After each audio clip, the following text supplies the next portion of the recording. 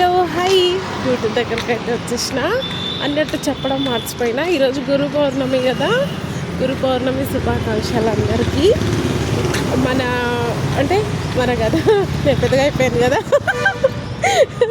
ఇప్పుడు school college వెళ్తున్నాం. మీ అందరూ టీచర్స్కి, మమ్మీ పాపకి ఇంకా బ్లెస్ చేయాలంట. అంటే గురువులు కదా, వాళ్ళే బ్లెస్ చేయాలి. సాయిబాబా గుడికి వెళ్ళండి, సాయిబాబాని కూడా బ్లెస్సింగ్స్ అడగండి, బ్లెస్ చేయమని మంచిగా చదువుకోండి, మమ్మీ డాడీని హ్యాపీగా చూసుకోండి, టీచర్స్ గౌరవం ఇవ్వండి.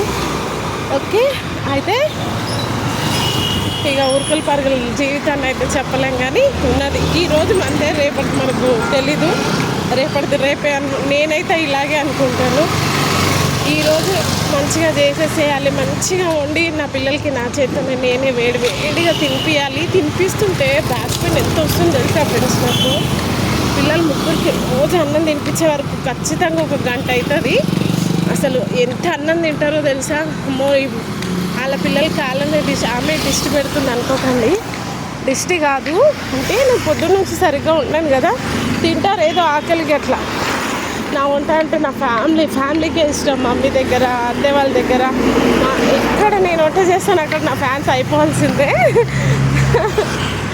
అట్లా ఎంత మంచిగా వండుతానో, ఓపిక లేకున్నా కూడా ఓపిక తెచ్చుకొని మంచిగా వండి వాళ్ళకి మంచిగా తినిపించి అప్పుడు మా ఆయనకు పెట్టి అప్పుడు నేను తింటాను.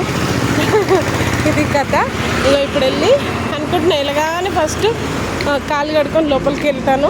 బ్యాగ్ లోపల పెట్టేసి వాటర్ తాగేసి బ్లాక్ కాఫీ తాగి వర్క్ స్టార్ట్ చేద్దామని. అనుకున్నామని అవ్వట్లేదు కదా. వెళ్ళగానే కాలు కడుక్కొని బ్యాగ్ లోపల రూమ్లో పెట్టేసి గబా పని స్టార్ట్ చేసేసి, సరే ఎట్లయితే అయింది చేద్దాం. గుడికి వెళ్ళండి, బాయ్.